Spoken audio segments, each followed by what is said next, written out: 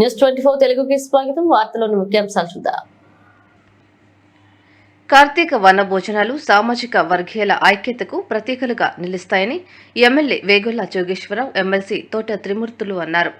మండల కేంద్రం కపిలేశ్వరపురం గ్రామంలో గల ఉన్నత పాఠశాల ఆవరణలో స్థానిక శెట్టిబలిజ సామాజిక వర్గీయుల ఆధ్వర్యంలో కార్తీక మాస వన సమారాధన కార్యక్రమం నిర్వహించారు. ఈ కార్యక్రమానికి ముఖ్య అతిథిగా ఎమ్మెల్యే వేగుళ్ల జోగేశ్వరరావు, ఎమ్మెల్సీ తోట త్రిమూర్తులు పాల్గొన్నారు. సామాజిక వర్గీయులు తమ కులస్తుల ఐక్యతకు కృషి చేస్తూ ఇతర కులస్తులను గౌరవించాలని విజ్ఞప్తి చేశారు. ఈ సందర్భంగా పలువురు శెట్టిబలిజ సంక్షేమ సంఘం సభ్యులు, సంఘం నాయకులను సత్కరించారు. ఈ కార్యక్రమంలో జనసేన ఇన్ఛార్జ్ వేగుళ్ల లీలాకృష్ణ, జెడ్పీటీసీ అబ్బు, ఎంపీపీ మేడిశెట్టి సత్యవేణి, దుర్గారావు, సర్పంచ్ సాకా శ్రీనివాస్, మండపేట మాజీ మున్సిపల్ చైర్పర్సన్ చుండ్రు వరప్రకాష్, పువ్వుల చిట్టిబాబు, ఎంపీటీసీ గొల్లిపల్లి సోనియా, నెక్కింటి రామ్జీ, రాష్ట్ర BC corporation director Gudala Jayababu, అధిక సంఖ్యలో గ్రామ శెట్టిబలిజ సంక్షేమ సంఘం సభ్యులు పాల్గొన్నారు. అందరూ ఉన్నారు కాబట్టి మరొకసారి మనం వచ్చిన 56 మంది వచ్చాం. ఒకసారి దాని గురించి మనం కోరుతున్నాం. గౌరవ బొజ్జి గారు, పార్టీ వహింది గారు.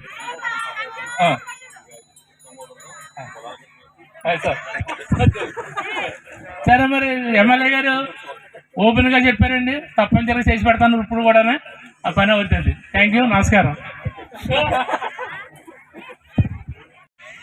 కపిలేశ్వరం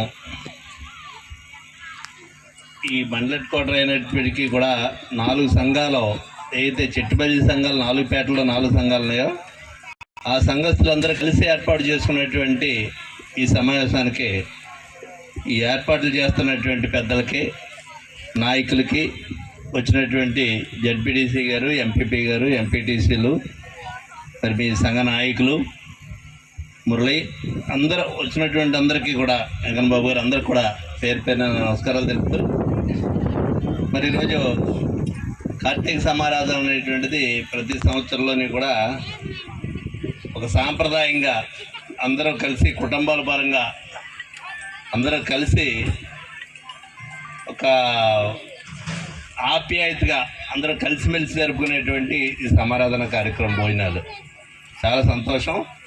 రాజకీయాలు ఎలా ఉన్నప్పటికీ కూడా అందరూ కలిసి ఐకమత్యంగా ఏది సాధించుకోవాలన్నా అందరూ కలిసికట్టుగా ఉంటే ఖచ్చితంగా మరి మనం అనుకున్నటువంటి సంఘాభివృద్ధి కొరకు వ్యక్తిగతంగా ఎవరి అభిప్రాయాలు వాళ్ళకు ఉండొచ్చు, వ్యక్తిగతంగా ఎవరో స్వలాభాలు వాళ్ళకు ఉండొచ్చు, కానీ సంఘం విషయానికి వచ్చేటప్పటికి అందరూ ఐకమత్యంగా ఉన్నట్టయితే ఏదైనా సరే సాధించుకోవచ్చు అనేటువంటిది మనం చేస్తూ, మరి ఈ సాంప్రదాయాన్ని అన్ని కులాలు కూడా చాలా వరకు చేస్తూనే ఉన్నాయి. ప్రతి ఊళ్ళోనే, ప్రతి నియోజకవర్గంలోనూ కూడా జరుగుతాయి.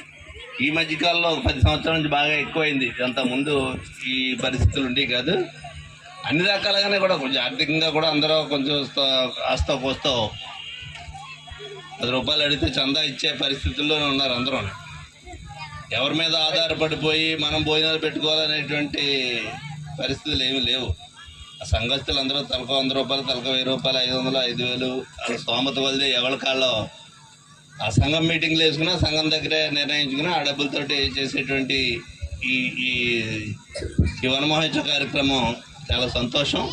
తప్పకుండా మీకు అన్ని విధాలుగానే కూడా, అంటే ప్రభుత్వంలో అధికారులు లేవు. అధికారులు ఉన్నప్పుడు ఎక్కడో గ్రావెల్ అంతా అంగర్లో తోలేరు అంటున్నారు. అంగర్లోనే కాదు, ఈ ఊళ్ళో కూడా రజకులకి కానీ, లేకపోతే దేవాంగుల సంఘానికి కానీ, ఇక్కడ అడిగినటువంటి వాళ్ళు అందరికి కూడా ఇచ్చాం. ఎస్సీపేటలో కూడా చాలా వరకు కావాలనుకున్న వాళ్ళకి తోలుస్తామని చెప్పాం.